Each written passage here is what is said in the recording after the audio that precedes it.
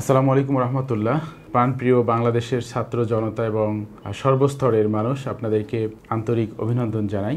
আপনাদের সকলের অংশগ্রহণে আমরা স্বাধীন বাংলাদেশে এখন অবস্থান করছি, বসবাস করছি। আপনাদের সকলেরই ইতিহাস যারা 1971 সালে মহান স্বাধীনতা সংগ্রামের মাধ্যমে বাংলাদেশের মানুষের অধিকার প্রতিষ্ঠিত করেছিল, তার পরবর্তী থেকে গণতান্ত্রিক বাংলাদেশে স্বাধীন বাংলাদেশে যে সমস্ত সরকার এসছে, যারা সরকার গঠন করেছে বা যেই দলগুলো সরকার গঠন করেছে, তারা বরাবরের মতোই বাংলাদেশকে পুনর্গঠন, বাংলাদেশের জনগণের যে সমস্ত মৌলিক চাহিদা বা যেই উদ্দেশ্যে যারা স্বাধীনতা যুদ্ধ করেছিল সেই উদ্দেশ্যগুলো পূরণ করতে বরাবরই ব্যর্থ হয়েছে। এটা যে কোনো সরকারের আমলেই এটা হয়েছে, কম অথবা বেশি। আমি বক্তব্যকে সংক্ষিপ্ত করবার জন্য আমি এই কিছুদিন আগে যে সরকার পতন হলো বা যে সরকার আমজনতা যে সরকারকে হটিয়ে দিলেন, তাদের সম্পর্কে আমি দু একটি কথা বলেই আমি আমার কথা শুরু করব।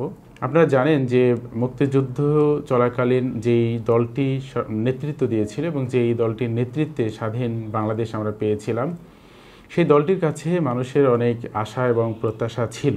মানুষ আশা করত যে সেই দলটি বাংলাদেশকে পুনর্গঠন করতে পারবে এবং বাংলাদেশের মানুষের যে সমস্ত মৌলিক চাহিদাগুলো আছে সেই চাহিদাগুলো পূরণ করতে পারবে। সেই জায়গা থেকেই হয়তো জনগণ তাদেরকে নির্বাচন করেছিল এবং তারা প্রথমবারের মতো গণতান্ত্রিক প্রক্রিয়ায় বাংলাদেশের ক্ষমতায় এসেছিল। কিন্তু অত্যন্ত দুঃখের বিষয়, যাদের কাছে মানুষের এত প্রত্যাশা, আশা, সেই দলটি ক্ষমতা আসার পরে এই দলটি যে কাজগুলো করেছে, এই দলটি অনেক উন্নয়নমূলক কাজ করেছে। বিভিন্ন রাস্তা, কালভার্ট, বিভিন্ন ব্রিজ, সেতু, মেট্রো রেল সহ অনেক কিছু অবকাঠামোগত উন্নত করেছে, এটি সত্যিই।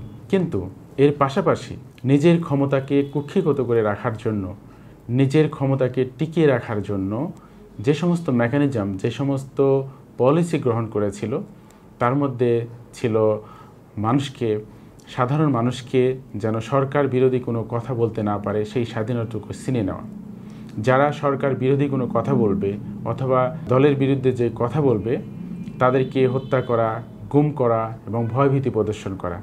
অর্থাৎ আওয়ামী লীগ যে সরকার গঠন করেছে, তারা এমনভাবে এই সরকারের বিভিন্ন কর্মকাণ্ড পরিচালনা করেছে যাতে করে এই সরকারের বিরুদ্ধে কেউ কথা না বলতে পারে। সংবাদপত্র থেকে শুরু করে, সাধারণ মানুষ থেকে শুরু করে, বিরোধী দলের বিভিন্ন নেতাকর্মী থেকে শুরু করে কেউ যেন এই সরকারের বিরুদ্ধে টু শব্দটুকু না করতে পারে, সেজন্য ভয়ভীতি প্রদর্শন, খুন খারাপি, গুম এবং বিভিন্ন ধরনের অপতৎপরতায় এই সরকার লিপ্ত ছিল। সাথে সাথে সরকারের ইচ্ছাকে, সরকারের মতামতকে প্রতিষ্ঠিত করবার জন্য বিচার বিভাগকে নিজের মতো করে ব্যবহার করেছে। সরকার যখন যে বিষয়ে সিদ্ধান্ত দিয়েছে, ঠিক বিচার বিভাগও ঠিক সেইভাবেই বিচারিক প্রক্রিয়ার মাধ্যমে সিদ্ধান্ত দিয়েছে। সাথে সাথে সরকার বিভিন্ন যে প্রশাসনিক অবকাঠামোগুলো আছে, প্রশাসনিক যে সমস্ত আমাদের কার্যক্রম আছে, সেগুলোকেও তারা এমনভাবে কুক্ষিগত করেছে। পুলিশ প্রশাসন, র্যাব, বিডিআর, বিজিপি থেকে শুরু করে নিয়ে সেনাবাহিনী, বাংলাদেশ সেনাবাহিনী, এ ধরনের যত আইন প্রয়োগকারী সংস্থা আছে, প্রত্যেকটা জায়গায় তাদের নিজস্ব জনবল সেট আপ করা, নিজস্ব জনশক্তির মাধ্যমে বিরোধী দলকে বা সাধারণ মানুষকে দমন পীড়ন করার যে সমস্ত যত ধরনের মেকানিজম থাকা দরকার, সেভাবে তারা সেই মেকানিজম করেছে এবং সেভাবে তাদের নিজস্ব লোকজন সেট করেছে যাতে করে সারা জীবন তারা ক্ষমতায় টিকে থাকতে পারে। সাথে সাথে যে সমস্ত মিডিয়াগুলো আছে, সংবাদ মিডিয়াগুলো আছে, সেই মিডিয়াগুলোকে তারা এমনভাবে নিজের মতো করে নিয়েছে এবং বিরোধী বা অন্য মত প্রকাশ করে সেই মিডিয়াগুলোকে বন্ধ করে দিয়েছে যাতে করে তারা তাদের অপকর্মগুলো মানুষের চোখের আড়াল করতে পারে, অসত্য কথাগুলো জাতির সামনে তুলে ধরতে পারে এবং সত্য যে সমস্ত কথাগুলো আছে, সাধারণ মানুষের যে কথাগুলো আছে, সেগুলো যেন প্রচারিত না হয়। এভাবে সংবাদ থেকে শুরু করে নিয়ে, প্রশাসন বিভাগ থেকে শুরু করে নিয়ে, বিচার বিভাগ থেকে শুরু করে নিয়ে, সেনাবাহিনী থেকে শুরু করে নিয়ে, প্রত্যেকটা জায়গাগুলোতে এমনভাবে তাদের মেকানিজম সেট করা আছে যাতে করে তারা ক্ষমতাকে টিকিয়ে রাখতে পারে। এর সাথে সাথে চলেছে হত্যা, ধর্ষণ, গুম, খুন, সাধারণ মানুষকে উঠিয়ে নিয়ে যাওয়া, পুলিশ পরিচয়ে, বেনামে বিভিন্নভাবে তাদেরকে হয়রানি করা, এই বিষয়গুলো চলেছে। শিক্ষাঙ্গনে আমরা যদি লক্ষ্য করি, শিক্ষাঙ্গনে ছাত্র রাজনীতির নামে সন্ত্রাসীদের দিয়ে একটি ছাত্র সংগঠন করে সেই ছাত্র সংগঠনের মাধ্যমে সাধারণ ছাত্রদেরকে, সাধারণ শিক্ষার্থীদেরকে নির্যাতন, নিপীড়ন ইত্যাদি কর্মকাণ্ডে তারা দীর্ঘ সময় লিপ্ত ছিল, যাতে করে সাধারণ ছাত্রছাত্রীরাও তাদের বিরুদ্ধে কোনো টু শব্দটুকু না করতে পারে, কোনো কথা না বলতে পারে। পাড়ায়, গ্রাম, মহল্লায়, প্রত্যেকটা জায়গায় তাদের দলীয় নেতাকর্মী, বিরোধী দলের নেতাকর্মীদের বা ভিন্নমত পোষণ করে এরকম নেতাকর্মীদের, সাধারণ মানুষদের নাম থানায় জমা দিয়ে আসে। পরের দিনে রাতে এসে, দিনে এসে, বিভিন্ন সময় এসে এই সমস্ত সাধারণ লোকজনকে পুলিশি গ্রেপ্তারি এবং তাদেরকে জেল, হাজত এবং গুম বা হারিয়ে ফেলা এই সমস্ত ঘটনাগুলো ঘটেছে। বিভিন্ন সংগঠন, রাজনৈতিক, অরাজনৈতিক, সামাজিক, তারা যদি তাদের মতামত প্রকাশ করতে চায়, কোনো সভা, সেমিনার অথবা বক্তব্য দিতে চায়, সঙ্গে সঙ্গে তাদের মুখকে বন্ধ করে দেওয়া হয়েছে। এভাবে একের পর এক বিভিন্ন দুর্নীতি, বিভিন্ন অপশক্তি ব্যবহার করে বাংলাদেশের মানুষকে কুক্ষিগত করে রাখার চেষ্টা এবং অন্যান্য রাজনৈতিক দলকে একেবারে নিশ্চিহ্ন করার যে অপতৎপরতা এই সরকার করেছে, যাতে করে তাদের নিজের ক্ষমতাকে টিকিয়ে রাখতে পারে। সম্মানিত দর্শক শ্রোতা, বাংলাদেশের ছাত্র জনতা এবং বিভিন্ন শ্রেণী পেশার মানুষ, আপনারা এই বিষয়গুলো অত্যন্ত সুন্দরভাবে, অত্যন্ত ভালোভাবে অবগত আছেন। এই নির্যাতন, জুলুম, উৎপীড়ন এবং সরকারকে হটিয়ে দেওয়ার মতো ক্ষমতা বা পলিসি যখনই অন্যান্য বিরোধী দল করতে চেয়েছে, তারা কিন্তু কোনোভাবেই কোনো মেকানিজম, কোনো পলিসি, কোনো শক্তি কিন্তু কাজ করেনি। কারণ যখনই একটা রাজনৈতিক দল এই আওয়ামী লীগ সরকারকে হটাতে চেয়েছে, তখনই তারা যে সমস্ত মেকানিজম করেছে, যে সমস্ত পলিসি করেছে বা যে সমস্ত তারা কার্যক্রম করেছে, এটা নিমিষেই আওয়ামী লীগ সরকার তাদেরকে উৎখাত করেছে, তাদেরকে এই কাজগুলো থেকে বিরত রাখার জন্য যা যা করা দরকার করেছে। সুতরাং কোনো পলিসি, কোনো মেকানিজম এবং কোনো রাজনৈতিক শক্তি কিন্তু আওয়ামী লীগ সরকারকে পতন করাতে পারেনি এবং সামান্যতম নড়বড়েও করতে পারে না। তারা বারবার বিভিন্ন প্রক্রিয়ার মাধ্যমে, অরাজনৈতিক প্রক্রিয়ার মাধ্যমে, অগণতান্ত্রিক প্রক্রিয়ার মাধ্যমে ক্ষমতায় এসছে এবং ক্ষমতাকে তারা কিন্তু সুসংহত করে ফেলেছে। তার মানে আওয়ামী দুঃশাসনকে কিন্তু কোনো রাজনৈতিক দল, বিএনপি বলি, জামাত বলি বা জাতীয় পার্টি বলি বা ইসলামী আন্দোলন যে সমস্ত আছে, খেলাফতে মজলিস থেকে শুরু করে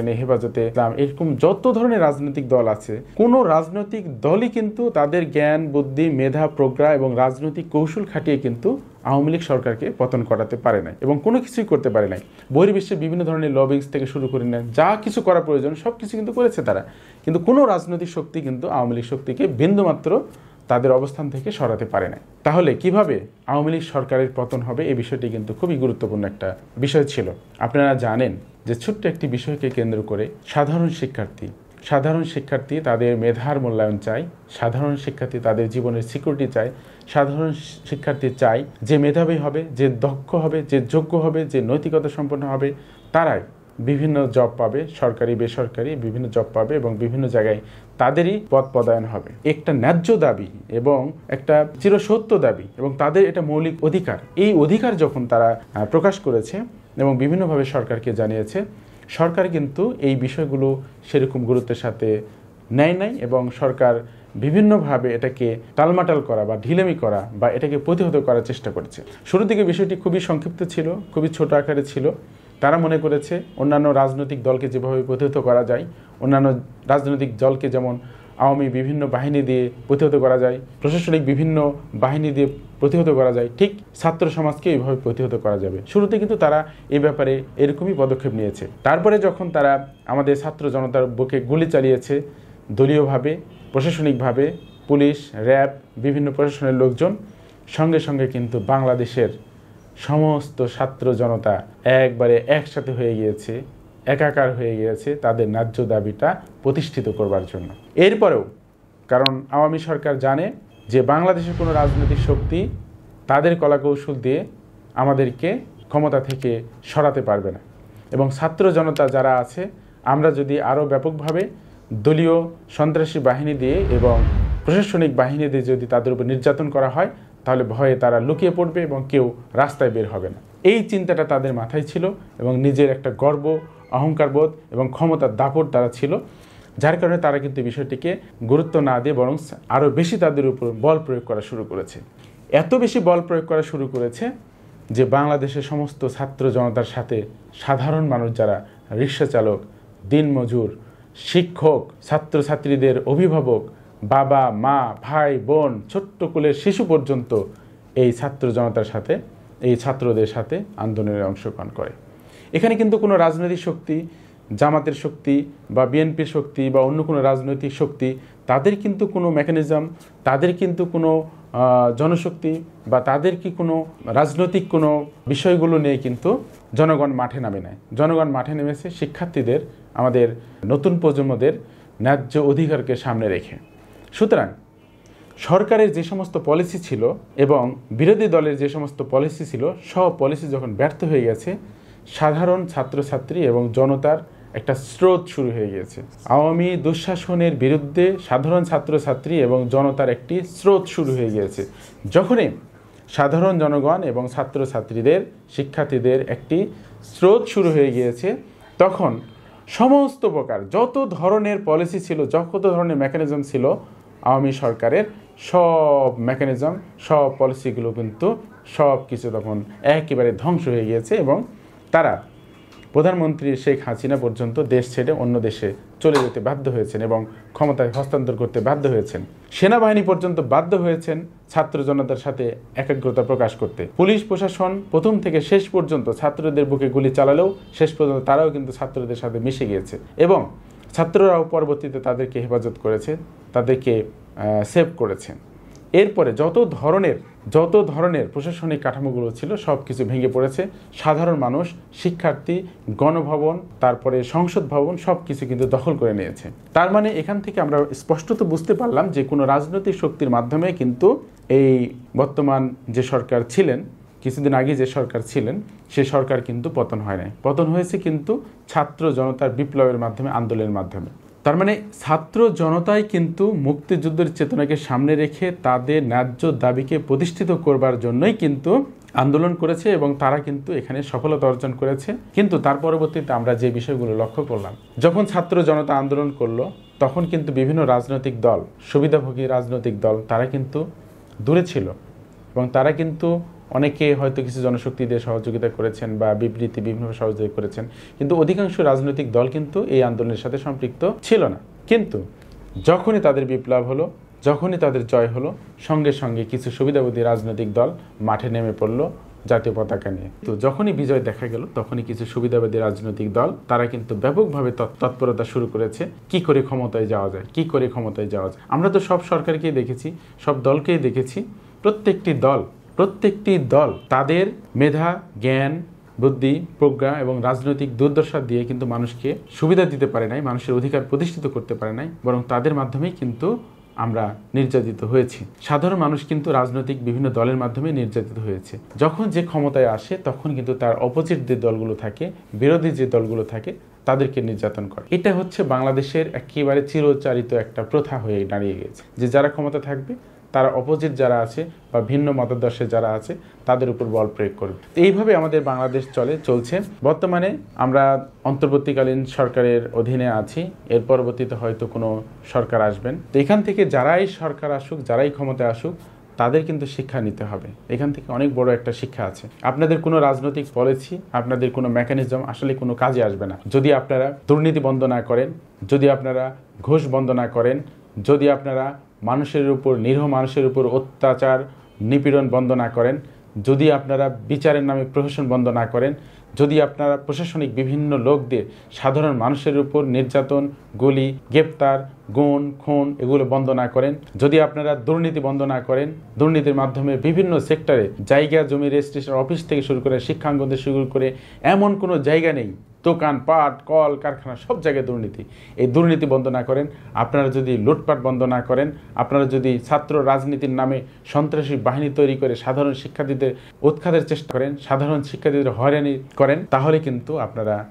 আবারও মনে রাখবেন যে এই ছাত্র জনতা আপনাদের বিপক্ষে যাবে এবং আপনাদের কোনো শক্তিই কিন্তু কাজে আসবে না। আপনারা আবারও কিন্তু আপনাদের এই গণ অভ্যুত্থান হবে। আমি যেই কথাটি স্পষ্ট করে বলতে চাই সেটি হলো, আপনারা কারা ক্ষমতায় আসবেন, কারা ক্ষমতা থেকে যাবেন, এটা সাধারণ জনগণের অত চিন্তার বিষয় না, মাথা ঘামাবার বিষয় না। সাধারণ জনগণ চাই তাদের নিরাপত্তা, তাদের শান্তি। সাধারণ জনগণ চাই বাংলাদেশ দুর্নীতিমুক্ত হোক।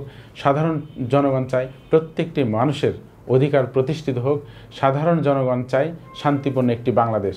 আপনারা ক্ষমতার নামে, আপনারা ক্ষমতায় এসে উৎপাত এবং বিভিন্ন সাধারণ মানুষদেরকে নির্যাতন, নিষ্পেষণ করবেন, এই যুগ কিন্তু আমরা শেষ করে ফেলেছি। এখন আপনারা যারাই ক্ষমতা আসেন না কেন, যেখানে দুর্নীতি দেখা যাবে সেই অফিসে ইউনিভার্সিটি থেকে হাজার হাজার শিক্ষার্থী হামলা করবে। যেই পুলিশ, যেই সেনাবাহিনী এবং যেই প্রশাসনিক লোক দুর্নীতি করবে এবং সাধারণ মানুষের উপর জুলুম নির্যাতন করবে, সাধারণ মানুষকে হয়রানি করবে, গ্রেপ্তারের নামে সাধারণ মানুষকে হয়রানি করবে, সেই থানা, সেই প্রশাসনকে কিন্তু সাধারণ জনগণ ছাড়বে না, সাধারণ শিক্ষার্থী ছাড়বে না, সরাসরি কিন্তু তাদেরকে ধরবে। কোনো বিচার বিভাগ যদি ভুল বিচার করে, কোনো বিচার বিভাগ যদি দুর্নীতির মাধ্যমে ভুল রায় দেয়, কোনো বিচার বিভাগ যদি সরকারের পা চাটা গোলাম হয়, সেই বিচার বিভাগকে কিন্তু সাধারণ জনগণ, ছাত্র সমাজ ছাড়বে না। সুতরাং আমার অনুরোধ থাকবে, যারা প্রশাসনে আছেন প্রত্যেকে তাদের নিজ নিজ দায়িত্ব পালন করবেন। কোনো সরকারের, কোনো দলের পা চাটা গোলাম হয়ে আপনারা কাজ করবেন না। বিচার বিভাগের কাছে আমার অনুরোধ থাকবে, আপনারা স্বায়ত্তশাসিত প্রতিষ্ঠান হিসাবে কাজ করবেন, কোনো সরকারের পা চাটা গোলাম হিসাবে কাজ করবেন না। আপনাদের যে ন্যায্য ন্যায় নীতি আছে, সেই ন্যায্যতা এবং ন্যায় নীতির ভিত্তিতে বিচার ফয়সালা করবেন। প্রশাসনের লোক যারা আছেন তারা নিরপেক্ষ ভূমিকা পালন করবেন। অন্যায়কারী যেই হোক, সে দলীয় হোক বা নির্দলীয় হোক, সাধারণ জনগণ হোক, তাদেরকে আপনারা শাস্তির আওতায় নিয়ে আসবেন। আমার অনুরোধ থাকবে, সাধারণ জনগণের নিরাপত্তা দেবার জন্য আপনারা তৎপর ভূমিকা পালন করবেন। কোনো লেজুর ভিত্তি, কোনো সংগঠনের, কোনো রাজনৈতিক দলের লেজুর ভিত্তি হয়ে আপনারা সমাজে অবস্থান করবেন না এবং বাংলাদেশে কার্যক্রম পরিচালনা করবেন না। আপনাদের সকল প্রতি অনুরোধ, আপনারা এই বাংলাদেশকে সবাই মিলে, আমরা সবাই মিলে, রাজনৈতিক শক্তি, সাধারণ মানুষ, সাধারণ জনগণ, শিক্ষার্থী, ছাত্র জনতা, পরিশ্রমী মানুষ, পেশাজীবী মানুষ, প্রশাসনের লোক, বিচার বিভাগের লোক, সবাই মিলে আমরা এই বাংলাদেশকে সুন্দর করে গড়ব, যাতে করে আমরা একটি সুখী, সমৃদ্ধ, সুন্দর বাংলাদেশ গঠন করতে পারি, দুর্নীতিমুক্ত বাংলাদেশ গঠন করতে পারি। সবাইকে উদাত্ত আহ্বান জানিয়ে আমি আমার কথা এখানে শেষ করছি। আসসালামু আলাইকুম ওয়া রাহমাতুল্লাহি ওয়া বারাকাতুহু।